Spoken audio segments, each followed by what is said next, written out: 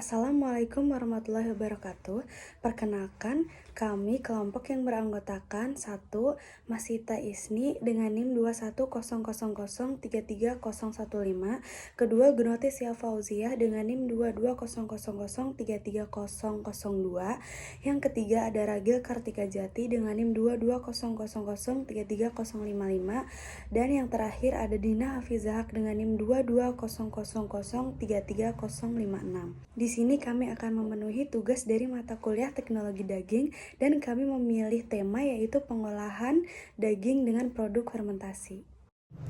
Definisi: produk fermentasi daging merupakan hasil dari aktivitas mikrobial kompleks seperti bakteri asam laktat yang menyebabkan perubahan karakteristik pada daging.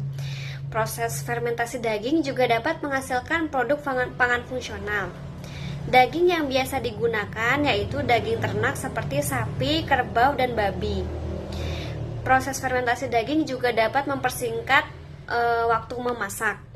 Fungsi dan prinsip pengolahan daging dengan metode fermentasi berfungsi untuk membunuh bakteri berbahaya oleh bakteri yang menguntungkan dan membuat daging lebih aman untuk dimakan. Prinsip fermentasi diawali dengan pemecahan polisakarida atau karbohidrat pada daging menjadi gula sederhana, lalu dipecah menjadi senyawa-senyawa lain tergantung dari jenis fermentasinya. Oke, di sini saya akan menjelaskan itu kelebihan yang didapatkan dari penerapan fermentasi untuk pengolahan daging. Di sini tuh ada 4 macam. Yang pertama itu memiliki hasil yang ciri khas terhadap organoleptit. Nah, menghasilkan apa itu? Menghasilkan cita rasa dan aroma yang unik dan khas, memperbaiki sifat organoleptiknya. Untuk yang kedua itu meningkatkan nilai gizi dan kecernaan, dimana karena produksi vitamin oleh mikroba terjadi proteolisis dan lipolisis yang memecah protein dan lemak. Untuk itu ada pun yang ketiga, meningkatkan sifat fungsional karena dihasilkannya senyawa bioaktif dan kandungan bakteri probiotik. Untuk yang terakhir, keempat, ada lamanya masa simpan, dimana ini tuh bisa lebih lama akibat kondisi asam yang disebabkan oleh asam organik, aktivitas air yang lebih rendah, dan terbentuknya senyawa antimikroba. Oke, selanjutnya. Selain kelebihannya sudah dijelaskan sebelumnya, pada metode fermentasi ini memiliki kekurangan, yaitu yang pertama, resiko yang tinggi pada bakteri patogen, karena pada fermentasi melibatkan mikroorganisme, sehingga proses ini beresiko tinggi terhadap kontaminasi bakteri patogen seperti Salmonella, E. coli, dan Listeria. Dan yang selanjutnya, resiko kesehatan jantung dan tekanan darah tinggi, karena pada proses fermentasi menggunakan cukup banyak garam sebagai pengawet alami, maka jika dikonsumsi daging fermentasi yang berlebihan atau sering dapat meningkatkan asupan garam harian yang beresiko bagi kesehatan jantung dan tekanan darah tinggi.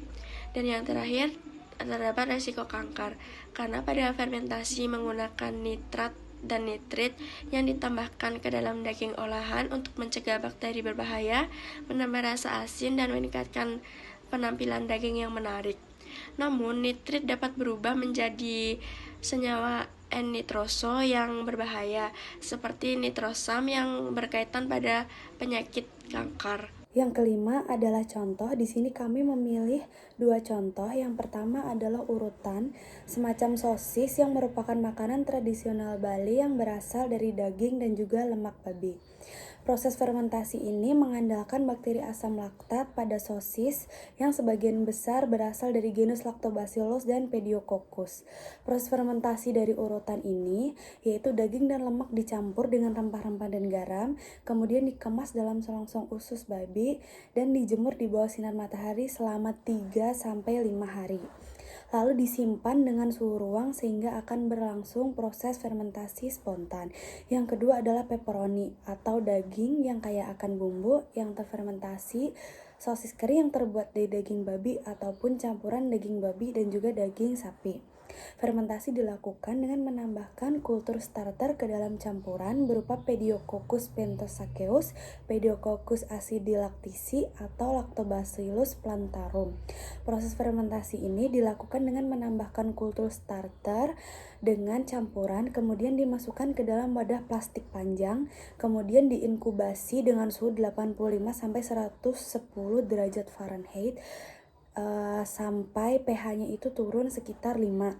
Kemudian didinginkan di suhu ruang dan disimpan di daerah kering sekitar 3-4 hari dan dikemas dengan vakum.